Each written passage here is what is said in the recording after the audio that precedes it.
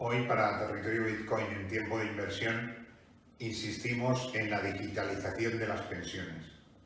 El Gobierno tenía la obligación de informar a todos los posibles jubilados españoles de lo que van a cobrar cuando se jubilen, sea cual sea cuando se produzca esta jubilación. Sin embargo, llevamos ya de más de 5 años desde que se tenía que obligatoriamente presentar estos números y ninguno de los gobiernos lo ha presentado. ¿Por qué? Porque tenemos una gran duda en pensiones. ¿Qué nos va a pasar? Primero, hay un modelo en el que se establecen 3 pilares. Un pilar que es la seguridad social, el segundo pilar que son las empresas o el pilar de empleo y el tercero, el sistema de jubilación individual. Esos 3 pilares son básicos en toda Europa para reconocer y llegar a una jubilación que lo que entiende el estado del bienestar es que sea eficiente para todos. Sin embargo, nosotros en España llevamos muchos años en los que el sistema individual de pensiones se ha penalizado, es decir, no se le han dado las suficientes ventajas como para que a alguien le interese. Y por tanto, ahora mismo tenemos 9,5 millones de partícipes en pensiones individuales que tienen de media 11.000 euros ahorrados y que no consiguen su objetivo, que es fundamentalmente ahorrar para pensiones, porque cada vez la gente ahorra menos a estas pensiones, se ha bajado la aportación máxima de 8.000 euros a 2.000. Lo que tenemos es una estructura bastante parecida a un sistema Ponzi en el que el Estado nos está engañando y nos engaña fundamentalmente por una razón. Primero, porque no sabemos si vamos a cobrar pensiones, no sabemos cuánto vamos a cobrar y, por último, no somos capaces de ahorrar en nuestro propio sistema pensando en nosotros mismos, porque igual el Estado también nos quita esa posibilidad. Por lo tanto, es obligatorio pensar de una forma eficiente, de una forma distinta, y nosotros, desde luego, desde Filcapital lo que pretendemos es que se distinga, ¿no? Que ahorrar en pensiones sea algo objetivo, que ahorrar en pensiones sea algo barato y que ahorrar en pensiones lo que signifique fundamentalmente es que se dé rentabilidad. Esas 3 claves son las claves que forman nuestro objetivo en pensiones, con el que pretendemos hacer un gran cambio que va a venir también acompañado por Europa. Europa no pretende y va en dirección contraria a lo que se decide en España.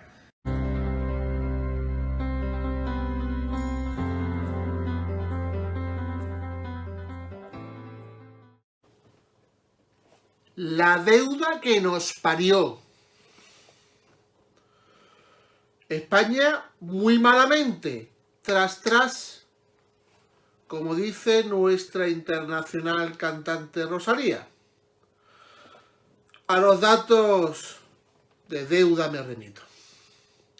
La deuda pública de España cerró 2020 en los 1,311 billones de euros, lo que supone un incremento de 122.439 millones de euros respecto al cierre de 2019. Solo ese aumento de la deuda equivale a más de 2 veces la economía entera de Bulgaria o Croacia, tras. La crisis económica generada por la pandemia del COVID-19 ha hecho mella de forma evidente en las finanzas públicas españolas, generando un desequilibrio que dejará un déficit público histórico y una deuda pública en el 117,11% del PIB, un ratio que no se veía desde 1902, desde el siglo pasado. Según CaixaBank, la gran ventaja de hoy, lógicamente, sobre todo si se compara con tiempos pasados, es que la deuda es mucho más llevadera por el entorno de bajos tipos de interés, que reducen sobremanera el coste de la misma. Aunque estos pasivos hayan crecido con violencia durante 2020, los bajos tipos han permitido que la pérdida de gastos destinada al pago de intereses pues cayera un 11,9% respecto al registro de noviembre de 2019. Para los que digan que ¿para qué sirve el euro? Pues menos mal de colchón. El pago por intereses de la deuda se ha reducido desde el 3,5% del PIB en 2013 a poco más del 2% en 2019 y sigue bajando.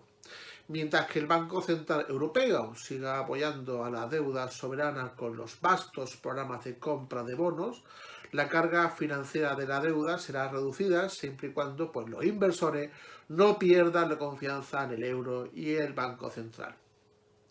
Por otra parte, los últimos datos disponibles sitúan al déficit público cerca del 8%, pero los expertos creen que el saldo fiscal final del año será de entre el menos 11 y el 12% del PIB. ¿Vale?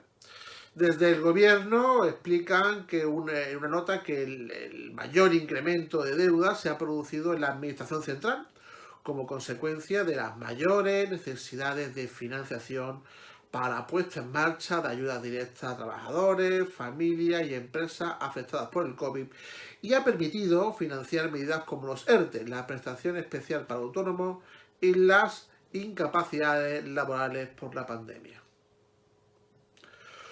Bueno, por lo que respecta a la deuda conjunta de empresas y hogares, alcanzó en el tercer trimestre del 2020 un valor equivalente al 143% del PIB en España. Tras las cuentas financieras publicadas por el Banco de España sobre este periodo del pasado 2020 muestran así que la deuda consolidada de las empresas y de los hogares alcanzó 1,64 billones de euros en el tercer trimestre del 2020, un 143,2% del PIB, por encima de los 1,62 billones registrados un año antes, que era el 131,3% del PIB. El repunte de la ratio de endeudamiento sobre PIB se debió tanto al aumento de la deuda, el numerador de la ratio, como en mayor medida al descenso del PIB, que estaría en el denominador de la ratio. La deuda consolidada de las sociedades no financieras aumentó desde los 913.000 millones de euros a 941.000 millones de euros, alcanzando un 82,1% del PIB. Si se incluyese la deuda interempresarial, la ratio sería un 104,8%. Fíjense. Mientras que la de los hogares e instituciones sin fines de lucro al servicio de los hogares disminuyó un 1,1% hasta los 701.000 millones de euros, el 61,2% del PIB. La financiación nueva captada en términos netos por las sociedades no financieras se elevó al 3,2% del PIB, mientras que la correspondiente a los hogares fue negativa, equivalente al menos 0,4% del PIB.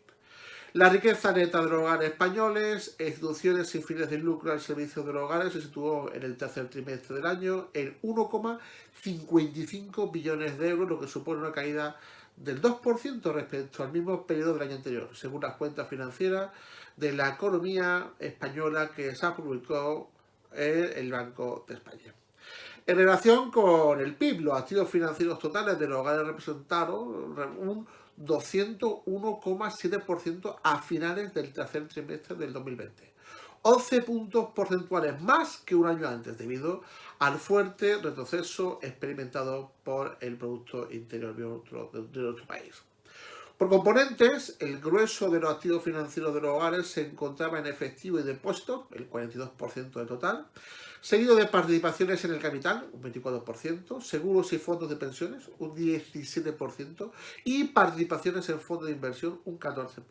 Luego, el efectivo y depósitos fue el componente que más incrementó su peso en los activos financieros de los hogares. Está hablando de 3,7 puntos porcentuales con respecto a un año antes, mientras que el peso de las participaciones en capital fue el que más cayó, menos 4%.